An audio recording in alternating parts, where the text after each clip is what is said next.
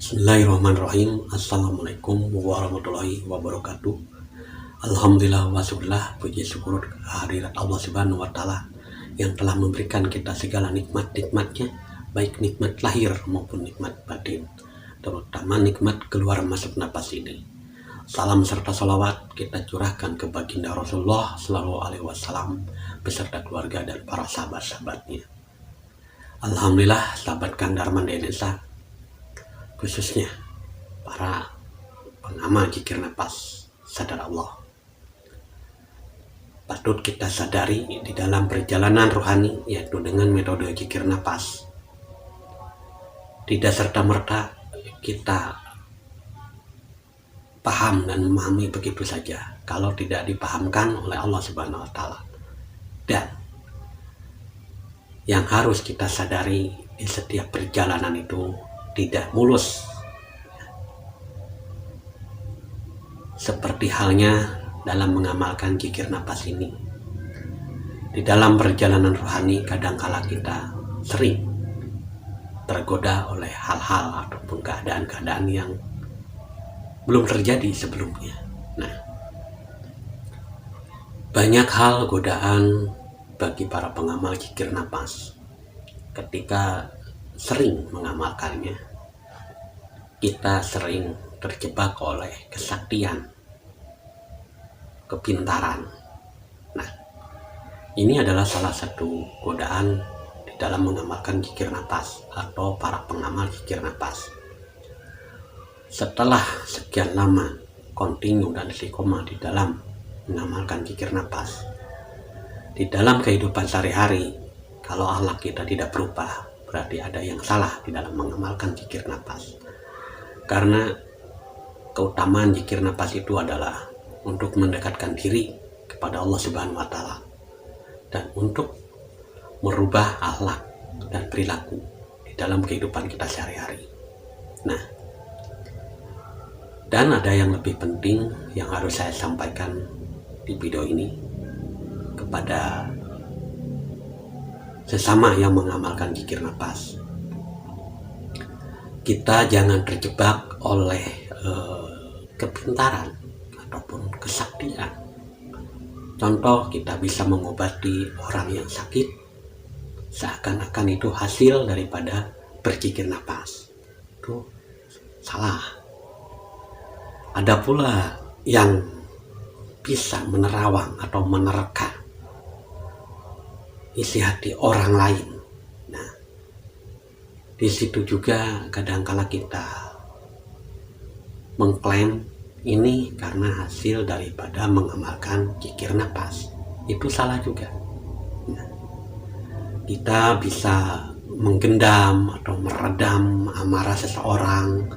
Nah, itu mengklaim juga, wah ini karena saya mengamalkan zikir nafas. Itu salah. Perlu saya tekankan, perlu saya tegaskan di sini. Maksud dan tujuan daripada mengamalkan metode zikir nafas pada hakikatnya adalah untuk berserah diri dan pasrah kepada Allah. Karena zikir nafas itu adalah satu metode, sarana untuk mendekatkan diri kepada Allah sehingga mengenal siapa diri kita sebenarnya. Dan disinilah kita harus ekstra hati-hati dalam mengamalkan suatu amalan, baik zikir nafas ataupun amalan yang lain. Karena salah satu amalan itu tujuannya hanya untuk menyambungkan jiwa kita kepada Allah, bukan untuk yang lainnya. Maka di dalam mengamalkan metode zikir nafas, mari kita sama-sama niatkan karena Allah, niatkan lillahi ta'ala, bukan untuk meraih kesaktian ataupun keahlian yang lainnya. Kalaupun kita mendapat suatu kelebihan yang Allah berikan kepada kita, itu hanya sekedar bonus agar kita selalu beriman dan bertakwa kepada Allah, bukan semata-mata itu hadiah atau suatu keberhasilan di dalam mengamalkan zikir nafas. Bukan.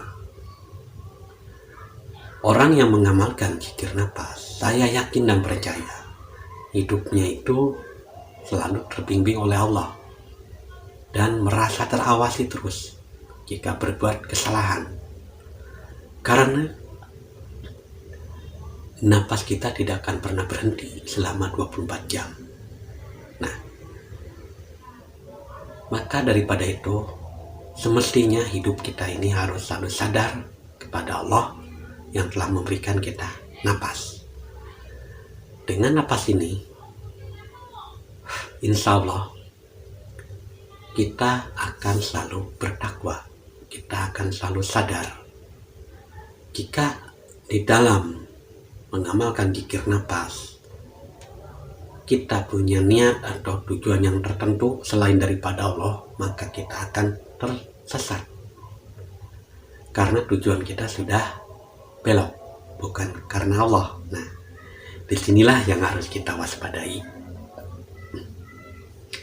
Di dalam berketuhanan dengan metode zikir napas ini, kita bukan untuk mencari kesaktian ataupun yang lainnya. Baiklah, sahabat Kang Dharma Indonesia, dimanapun berada, ini hanya sekedar mengingati, sama-sama lah kita saling mengingatkan. Karena belajar bab ketuhanan itu tidak semudah membalikan telapak tangan kita. Karena di dalam prosesnya banyak hal-hal yang merintangi lah godaan ataupun jebakan. Maka daripada itu, seyogyanya kita berserah dan berpasrah diri hanya kepada Allah. Dan dalam mengamalkan metode zikir nafas, kita niatkan karena Allah untuk menjadi jiwa yang fitrah, agar bisa menyaksikan Allah yang tidak serupa dengan apapun. Sahabat Kang Dharma Indonesia, khususnya sesama jamaah zikir nafas, hakikatnya zikir nafas adalah mengaktifkan kesadaran kita. Ketika sudah aktif kesadaran kita, maka saksikanlah apapun yang Allah berbuat kepada kita, karena itulah yang disebut dengan saksi, yaitu menyaksikan apapun yang terjadi. Karena perbuatan Allah itu mulia, perbuatan Allah itu benar. Maka daripada itu kita saksikan, jangan pernah menilai, mengomentari, apalagi menjustis atau menghukuminya. Allah Maha benar.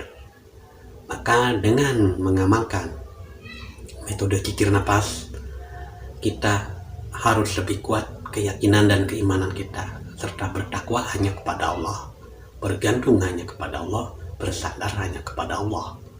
Jika kita mengalami kesulitan, maka memohon pertolonganlah kepada Allah.